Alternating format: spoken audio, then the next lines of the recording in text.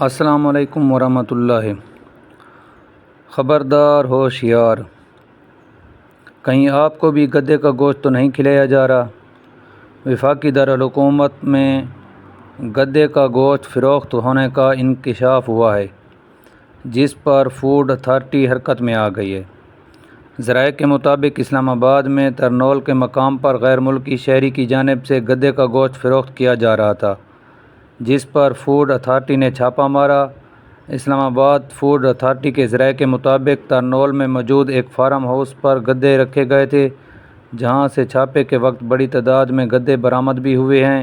چھاپے کے دوران ذبح گدوں کا گوشت بھی برآمد ہوا ہے، جس کو موقع پر تلف کر دیا گیا ہے، جبکہ زندہ گدوں کو قبضے میں لے لیا گیا ہے۔ چھاپے کے وقت پولیس کی بھاری نفری بھی فوڈ اتھارٹی کے حکام کے ہمراہ تھی۔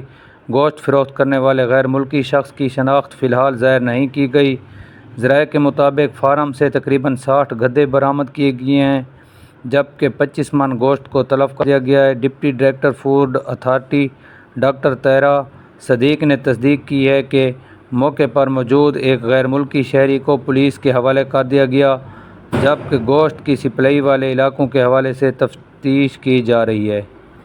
تو دوستو، ہمارے بھی بہت سارے دوست عید کے بعد ٹور پر گئے ہیں، مری جاتے ہوئے بھی اسلام آباد میں رکے ہیں ایک رات کے لیے، اور محرم میں بھی بہت سارے دوست جو ہے نا ٹور پر جاتے ہوئے ایک دن اسلام آباد میں رکے ہیں ایک رات کے لیے، اور واپسی پر بھی ایک رات کے لیے اسلام آباد میں رکے ہیں، اور سیلفیاں بنا کر ٹک ٹاک پر دے رہے تھے اور فیس بک پر ڈال رہے تھے کہ ہم جو اسلام آباد پہنچ گئے ہیں، ٹور پر جاتے وقت بھی اور ٹور سے واپسی پر بھی اسلام آباد میں رکے ہیں ایک دن کے لیے۔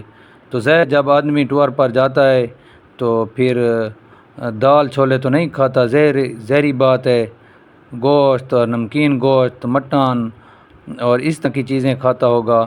تو اب وہ سب دوست پریشان ہیں۔ تو دوستو، میں آپ کو بتاتا چلوں کہ آپ پریشان نہ ہوں، بلکہ تحقیق سے اب یہ ثابت ہوا ہے کہ گدوں کو ذبح کر کے ان کا گوشت پاکستان میں مقیم غیر ملکیوں کو فراہم کیا جاتا رہا ہے۔ کھالیں اور گوشت باقاعدہ بیرون ملک بھی برآمد کیے جاتے تھے۔ غیر ملکی کسائی اپنے طریقے سے ذبح کرتا تھا اور مقامی مارکیٹ میں فروخت کے شواہد نہیں ملے۔ تو ہمارے دوستوں کو پریشان ہونے کی ضرورت نہیں ہے، کیونکہ یہ مقامی مارکیٹ میں فروخت نہیں ہوتا تھا بلکہ باہر ملک جاتا تھا۔